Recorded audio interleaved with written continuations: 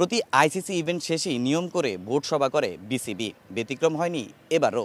আর ফারুক আহমেদের অধীনে এটা 18তম ভোট সভা। নানা কারণে এবারের এই ভোট সভা বেশ গুরুত্বপূর্ণ। এজেন্ডাও থাকছে বেশ কয়েকটি।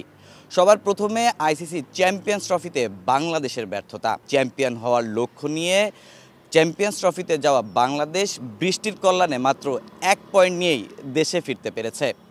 এছাড়া ক্রিকেটারদের কেন্দ্রীয় চুক্তি নিয়েও কিন্তু আজকের এই ভোট সভায় আলোচনা হওয়ার কথা রয়েছে। এর বাইরে আমরা যদি বলতে চাই যে কোচিং স্টাফদের নিয়েও কিন্তু আলোচনা উঠবে এই বৈঠকে। কারণ চ্যাম্পিয়ন্স ট্রফির মধ্য দিয়ে কিন্তু অধিকাংশ কোচিং স্টাফদের চুক্তির মেয়াদ শেষ হয়েছে। তবে আমরা যতটুকু জানতে পেরেছি হেড কোচ ফিল সিমন্স এবং মুশতাক আহমেদের ওপর সন্তুষ্ট বিসিবি। তাদের 2027 সাল পর্যন্ত চুক্তির মেয়াদ বাড়াতে পারে।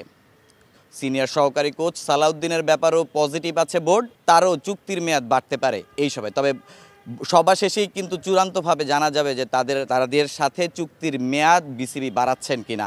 এছাড়া আমরা যদি বলতে চাই যে সিনিয়র ক্রিকেটারদের ব্যাপারেও কিন্তু একটা সিদ্ধান্ত হতে পারে, যেমনটা আমরা চ্যাম্পিয়ন্স ট্রফির আগে জানতে পেরেছিলাম যে চ্যাম্পিয়ন্স ট্রফিটাই হতে যাচ্ছে মুশফিক মাহমুদুল্লাহর লাস্ট অ্যাসাইনমেন্ট। তো সেই হিসাবে তাদের ব্যাপারেও কিন্তু একটা সিদ্ধান্ত আসতে পারে এই বোর্ড সভায়। এর বাইরে আমরা যদি বলি ঘরোয়া ক্রিকেট নিয়েও কিন্তু আলোচনা হওয়ার কথা রয়েছে। নতুন এফটিপিতে ঘরোয়া লিগ এনসিএল টি20 দিয়ে ঘরোয়া লিগের নতুন মৌসুম শুরু করার একটা সম্ভাবনা রয়েছে।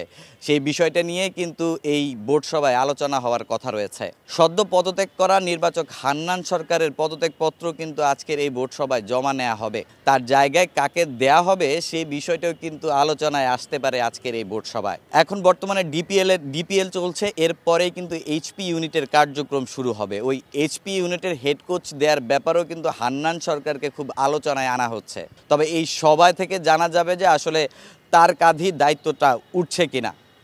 তবে সব কিছু ছাপিয়ে সবশেষ বিপিএলে যে ধরনের বিতর্ক তৈরি করেছিল বাংলাদেশ ক্রিকেট, সেই বিতর্কগুলোকে নিয়ে কিন্তু আলোচনা হওয়ার একটা কথা রয়েছে। কারণ সম্প্রতি বাংলাদেশের বেশ কয়েকটি গণমাধ্যমে পারিশ্রমিক না পেয়ে ক্ষুব্ধতা প্রকাশ করেছেন পাকিস্তানের কিংবদন্তি শহীদ আফ্রিদি। এছাড়া অনেক ক্রিকেটারও কিন্তু এখন পর্যন্ত তাদের পারিশ্রমিকটা পায়নি। এই বিষয়গুলো কিন্তু আলোচনা হবে। এছাড়া আমরা যদি বলি বিপিএলে ফিক্সিং নিয়ে খুব বেশি আলোচনা হয়েছিল। এছাড়া এজেন্ডাগুলোর বাইরে স্ট্যান্ডিং কমিটি নিয়েও কিন্তু আলোচনার কথা রয়েছে এই বোর্ড সভায়। শেরেবাংলা ক্রিকেট স্টেডিয়াম থেকে তামিম হোসেন, সময় সংবাদ, ঢাকা।